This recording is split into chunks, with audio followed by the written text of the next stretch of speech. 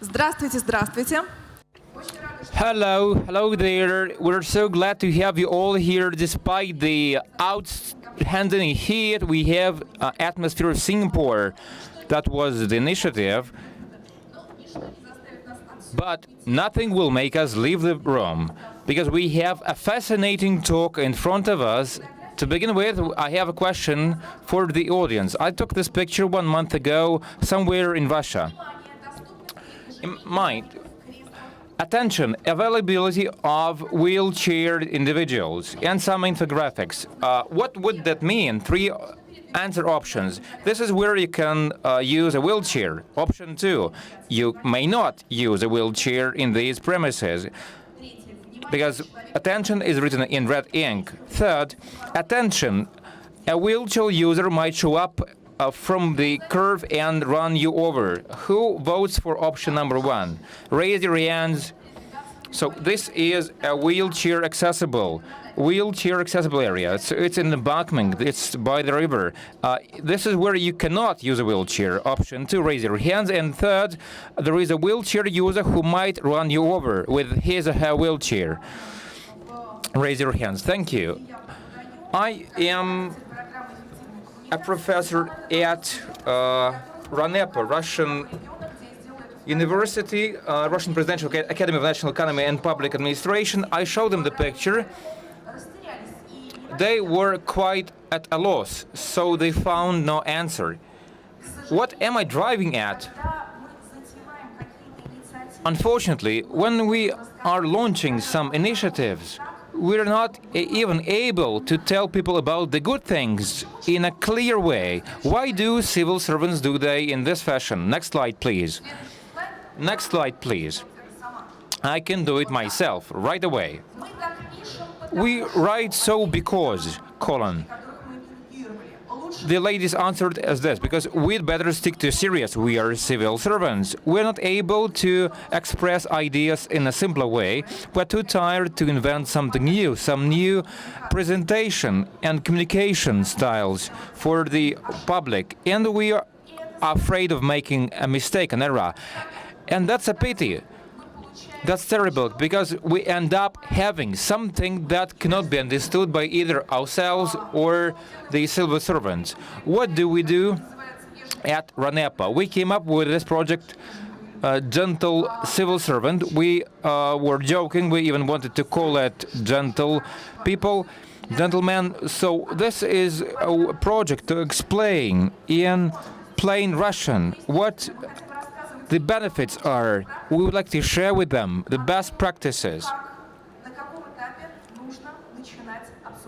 This is where we should start to discuss the initiative, at which stage. It's my great honor and privilege to introduce the following speakers. Daniela Almayer, co-founder and managing director of Rome Position Architecture Bureau. Ekaterina Goldberg, a partner with Orchestra Design. Oksana Bondarenko, head of the State Tretyakov Gallery Support Foundation. An ex-director. We'll discuss that later. And Viktor Vakstein, Dean of the Faculty of Social Sciences, Moscow Higher School of Social and Economic Sciences. We'll start with Ekaterina. Ekaterina, please share your practices. What is your take on the proper timing or regarding what the state is able to offer to the public? Good afternoon. Hello. Thank you for the invitation to take part in this session. Can you please put up the slides? I represent the Orchestra Bureau. And in our naming, we took inspiration from the way people interact with things. To us, city planning initiatives is an orchestra where we have multiple voices. And our job at orchestra is to ensure orchestration between all these voices so that we have some harmony in place. That's why this process of communication and interaction, it comes from the very beginning. and it does not even finish once a project is successfully implemented. May I please have the clicker now? So I will tell you about several interesting artistic practice of interaction, and the first practice of ours is related to the documentary. So our bureau is specialized that we are preparing some day-to-day project and some cultural projects. Our designer worked together with architects, so that's why our work is being implemented together in artificial direction. So those projects were implemented together with design bureau Strelka and others. And here, the participants of the project gathered the data about the region where they live, and together with the director and screenwriter, we performed documentary where tenants were discussing how this region could be developed. In Hantam and Sisk, we were doing the project on the level not only of one region, but authenticity of the city itself. And when we understood when you address people with the method of the theater, of documentary, cinema, movies, and etc., so they are being engaged in the discussion so actively because every person is interested in the place where he lives. And the second example is example of performative practices in the public spaces. In our projects, we work together with the pupils and students pretty often. They participate in our projects and they learn how to study the city and to talk about it. And in our lab in OMS, students learn different audiences, and they were reviewing different activity in different points of the city, and then we prepared the map of this activity, and then we had to actualize what was made within this research. Then we made this special performance. It was called Snake, where students were located in different points, and the same way as in this computer game Snake, they were eating every point by point. So in the end, we got the whole tale, which showed to people how they use the public spaces. And the similar story was in Yelabuga city, where we have worked with the pupils to the most extent, where pupils were learning from the citizens what this town meant for them, and then in the kind of this little flash mob, they shared this information with other city tenants. And then the next project of communication, I have to talk about online platform, because if we lack information in the internet, then not very many people will find out about this project.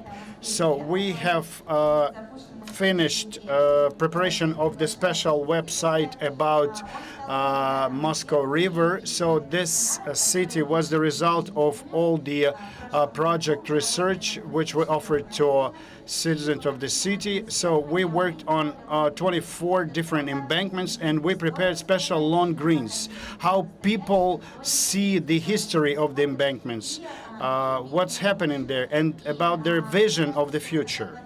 And I guess that this very platform will be useful not only for people who will want to find out something about their embankments, but also for professionals which will work with those spaces, and they will find out about the results of our activity. And the last thing is the communication of the space during the construction. We worked in Oktava in special creative cluster on the basis of the current plant Oktava, and when this cluster was being built, we organized some temporal space inside this cluster, and we had to talk about the values of this cluster. So Oktava is this plant which produces microphones, and we combine the products of this plant with the activity of young engineers and artists.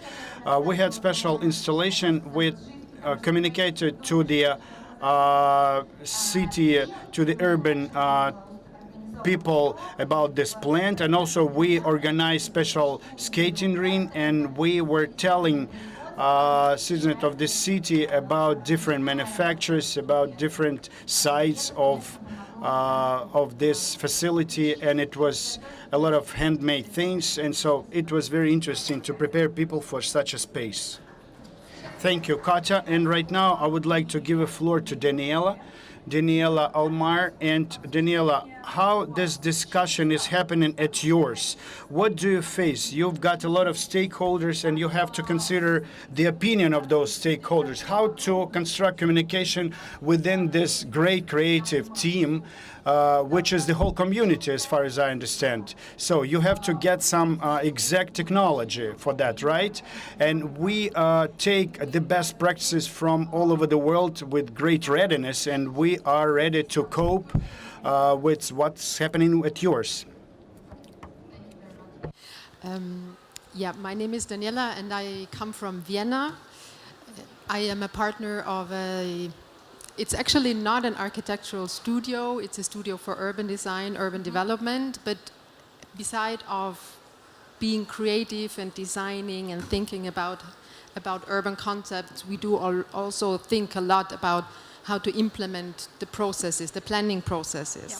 So, and this is exactly where communication kicks in, and along with one example, one project that we did in Vienna, I would like to show you how we structured that and what kind of challenges we had to face and how we dealt with it.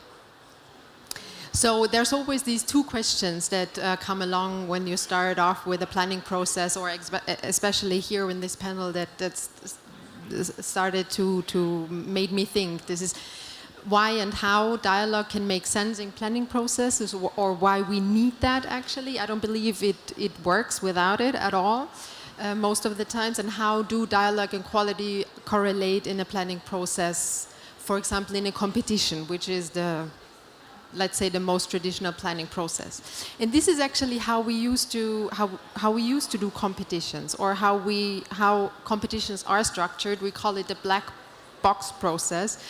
We still do have that in Austria, of course, and sometimes it does make a lot of sense, but sometimes, especially when we're talking about urban development, urban transformation, I think you have to open up that black box. So you do have, as you already said, a lot of players that you have to count in and that you have to talk to, but normally they don't really play a major role. So this black box process is structured in a way that, let's say, the planner and the architect goes inside, they start planning, they start drawing, they start thinking, and then at the end you've got a result. And you hope that everybody's fine with it, and the politicians, they take a decision, and that's it.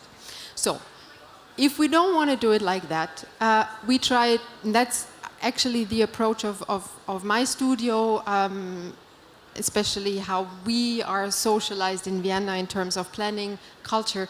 We try to open up that box and make it more transparent, and to establish a platform for learning from and with each other. So there is a lot of objectives that we need to talk about. It's public space, mobility, infrastructure, density, green space. These are all things that actually address the citizens, and where everybody has the right to talk about and to give their opinion. It's not easy, so I would like to show you with one example how this was done. We were asked to accompany or to help the municipality of a city close to Vienna to develop their 18-hectare big development area. It's been an old shipyard. You can see it here. It's 18 hectares big. I mean, for Vienna or Austria is quite a big area. I reckon for Russia it's microscopic, but still. And why this project has been so difficult is because it has always had a very strong importance. So it's been an old shipyard with lots of workers, so economically played a big role. This is how it looks like now. We still do nowadays have a lot of players there, people that use it for recreational uses, people that work there, that live there, stuff like this. So a lot of things. How do I get that? Коллеги, нам нужна ваша помощь. Техническая. Maybe bring back the Yeah. slides. Perfect. Okay. So we thought about a very complex structure of a planning process where there was two aims. There was first the communication with all the players, and this is not only the public, it's the stakeholders, it's the politicians, it's the people that one's gonna live there, to create transparency and acceptance and to try to understand what they would like to do there and what could be a good planning approach. And the second aim was, at the end, of course, we needed to have a plan, a master plan that we give to the municipality and that they finally can take a decision for the zoning plan. Yeah. So we came up with it looks pretty complex, it was, but it's actually the first slope or the first part was only communication. So, and I believe this is what made this process so special, is because from the very beginning we started up the communication. We started to talk to people because we wanted, or actually we perceived them as the local experts. So we needed to find out what do we or them they want to develop there. So they were already involved in the let's say the prescription of the project, of the aims of the target, of how this place needs to look like, what it needs to offer.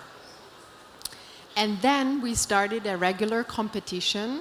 Regular, not so much, because it was also very transparent. It was dialogue based.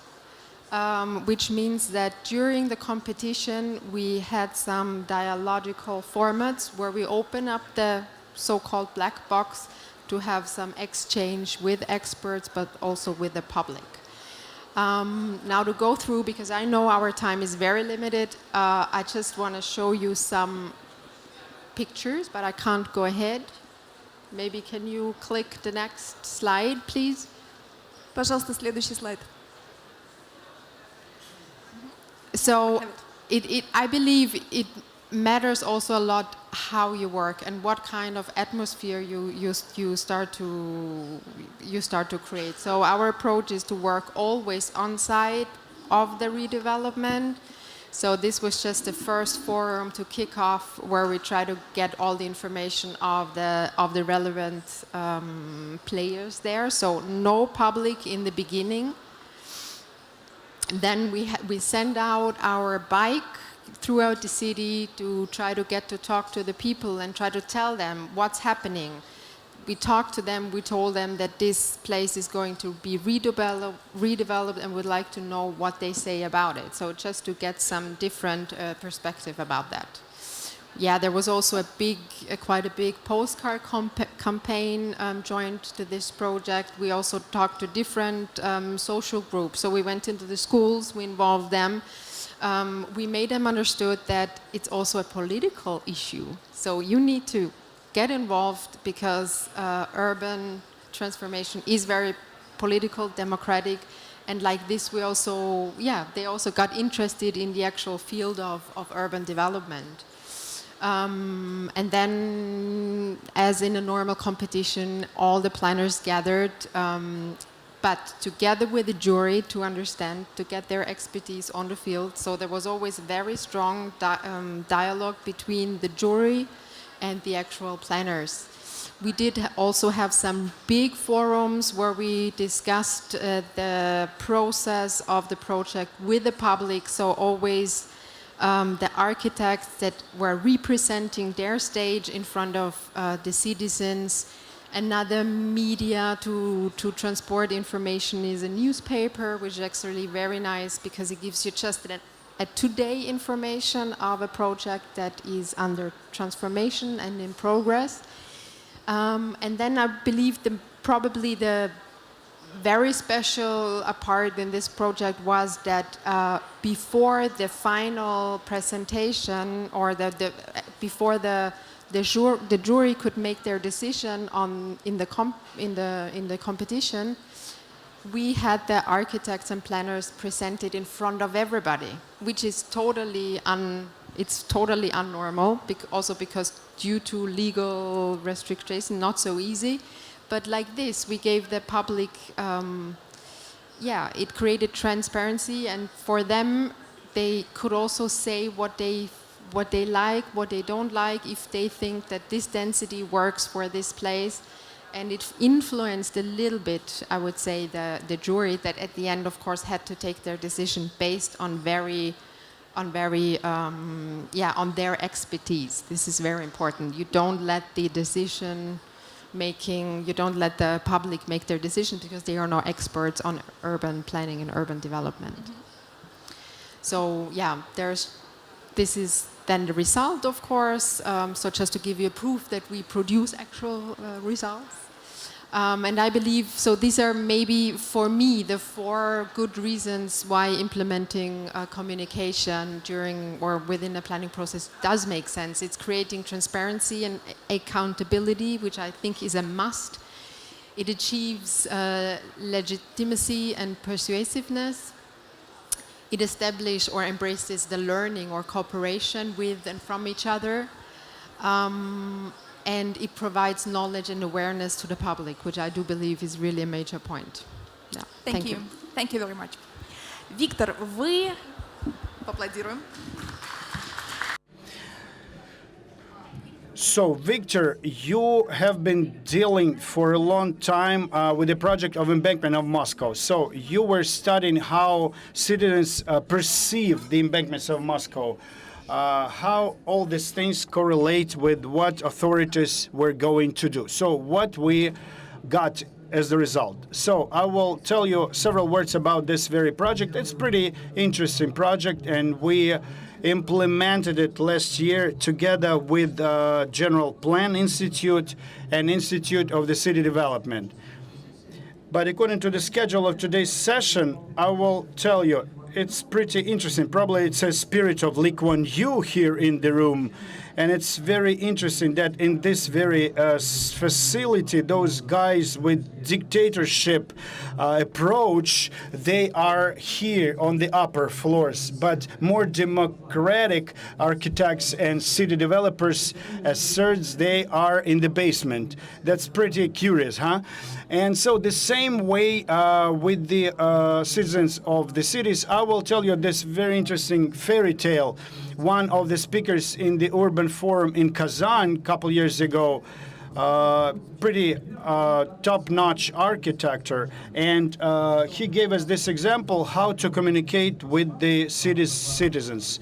So at first he showed us interesting space in the house yards, so pretty hipster-like, which are cut in sextagon kind. Like view, and then in the end he showed us this nice great slide with this lemur, with lemur animal with yellow eyes, and he said that this animal is abiding in our zoo, in Moscow Zoo, but if he eats only bananas, he will get depressed. So that's why those bananas should be sliced, chopped, or cut in cubes. So those bananas are the same plants, but he perceived them differently. The same way with the city's citizens. So we're not creating anything brand new. But when we slice and cut city spaces, public space in different things, so then they perceive differently. And this year we talked to the citizens about our new projects, and 3/4 of part of our people under our research, they said that a lot of things in the city were inconvenient. So that's kind of okay. But more than 50% of all reviewers, they said that the city became worse or it was not changed altogether. In Tatarstan, according to this survey, people said that their cities became better. But again, if we take this result or kind of a effect of Lemur, when you make something for citizens, but they are throwing at you those banana wastes, so it seems that probably you sliced and chopped and cut something not in correct way. So very often the problem is not in the solutions themselves, how they are implemented or being communicated, but in fact all these solutions are perceived very often as hostile way, and because it's not implemented properly. And I will give you a lot of examples, and we are in one of those examples. So talking about coming back to this project of embankments, why it worked in Tatarstan but not in Moscow, because in Tatarstan they spent a lot of efforts for explanation for the citizens. So they used interesting mechanisms of the participatory planning. So people were participating in the planning itself. For example, if we take those cities as Naberezhny, Chelny, so as the result, people, they don't perceive themselves as victims of the city planning.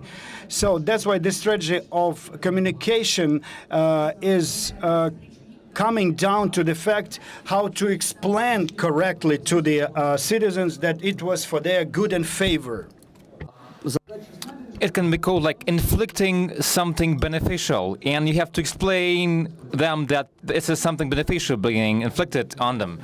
And this, regarding the embankments, this data can be leveraged. One of the examples is this. Today, embankments are designed as an open public space. Having said that, 40% of the population is absolutely contrary to having these embankments in that way.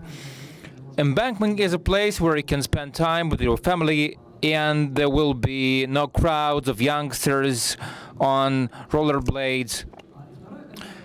And second is the small-scale format. People living close to embankments, they're also stakeholders. They have reason to believe that, but quite often their opinion is absolutely ignored when they say that embankment is supposed to become a full-fledged city space. We leverage data coming from expert interviews, focus groups with the audience. Later on today, during the second session, I'm going to drill down on that, and this is my ideology statement. For now, thank you, Victor. I believe this talk should be carried forward. Unfortunately, we have time constraints. We're unable to carry on right now, but we will definitely attend your session, Oksana. The floor is yours now, and you are doing an incredibly difficult thing, promoting public means of transport. Is that correct? Yes, thank you. Thank you very much. To begin with, let me make a slight correction. Previously, I used to be the head of the State Tretyakov Gallery Support Foundation. I had an opportunity to perform a huge project with the city urban infrastructures in Intense 20, Park Kultury station and the circulars, other stations of Moscow underground. We wanted to create some associative experiences for those in transit across the Moscow subway. This is about reflecting on pictures from the Tretyakov Gallery, and to my mind, this is a positive experience of making several steps on city planning. We started off from transportation. Transportation are a public space that plays an important role in the lives of citizens, of city dwellers. We all understand that public means of transport, urban means of transport, they are substituting, in the positive sense of the word, private means of transport, private cars and vehicles. And on average, the average transit time is 56 minutes. And thanks to this project, to tell the truth, we were able to get our hands down to the priorities, to the wishes, preferences of this multi-million audience traveling through the Moscow subway. Our touch point was a small one. I would like to tell you sincerely that I'm not able to switch slides, unfortunately. I don't have the clicker. Now I have it. To tell the truth, should I press the arrow button? Yes. Speaking of present cases, there were no cases like that across the globe. I would like to share with you that we relied on our culture experience and culture-related marketing. So we announced this platform. I support long-term platform-based solutions when you can leverage multiple communication channels and you can rely on a specific communication channel. And thanks to this project, we were able to understand priorities of the public split by formats. We relied absolutely, apart from our expertise, we relied on international expertise matured by colleagues of ours who have been engaged in this area with ad hoc projects, with large-scale projects. This is the wrong presentation. Unfortunately, I had another picture here. With this picture, I wanted to highlight the existing projects with our subway system, and most importantly, something I would really want to start off with research, of course. We started off with the context. It's for everyone to see, especially for professionals in the urban planning field and the urban development. It's quite clear that the so-called transport-inflicted tiredness is this transport-related exhaustion is a real problem to urban planners, to urbanists. We do realize that this is our reference point we should start off with. We reflected on this problem. We relied on foreign expertise, bringing up new formats across our project Intense 20 that was awarded a prize as the best urban design project. So we integrated all of our activities, and much later, let me make the change, we came up with, the American colleagues came up with two brilliant studies. In September last year, they launched this study. Once we have completed our project, they launched this platform, Art and Transportation. This is a joint project by the Association of Art and Transportation of Art. Through creative mechanics, we're able to study the demand of in-transit audience in this or that entertainment and emotion format. And the second brilliant theory we relied on is this. This is a study by Deloitte. In-vehicle transit experience, comfortable, rapid trains, short transit times, and this is also a source of entertainment, of positive emotions, of having fun. If we talk about the goals, I do realize the question was on goals. How do we promote the Moscow city public means of transport? I would like to point it like this. We do two things. We promote means of transport, and with that, we find solutions to several tasks. One related with the so-called transport exhaustion, and this subjective thing like losing time in transit in the subways. Our goal is to boost loyalty of city dwellers towards the transportation-related infrastructure. it is deeply rooted in the experiences in the 90s and the Soviet times. People used to believe that public means of transport are for losers or for the poor ones. No, this is not so. With our culture-related initiatives, we'd like to destroy this incorrect stereotype. Second, creation an emotional, a lively, and comfortable city space. We have other supports, and New York subway also has a Wi-Fi network. This is a channel with screens placed on subway cars, and we can add this entertainment flavor. This is about creation of informative spaces. How to make this in-vehicle transport experience a better one rather than a punishment? It should be entertainment. We used multiple mechanics in this Intensity 20 project, and in our next project starting in this summer, the title is Hello Moscow.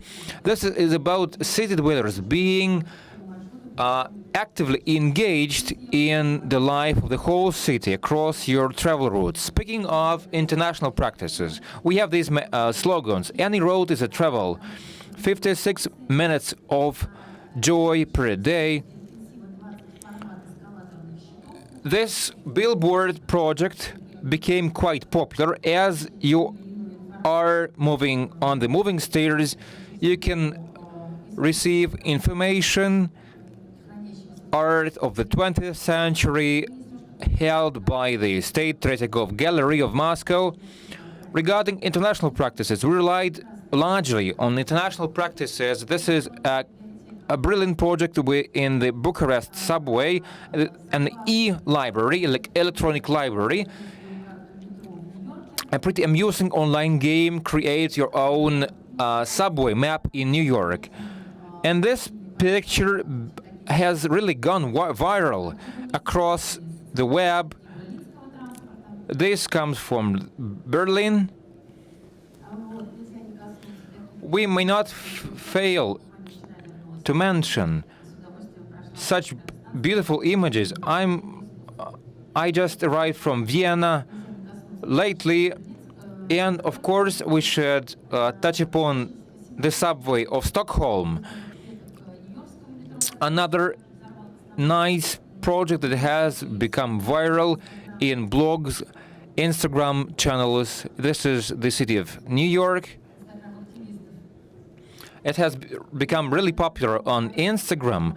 And another new project we really enjoy, and currently we are considering the integration of such a project in the Moscow subway, because the Moscow city dwellers, they care so much about the proper naming of subway stations.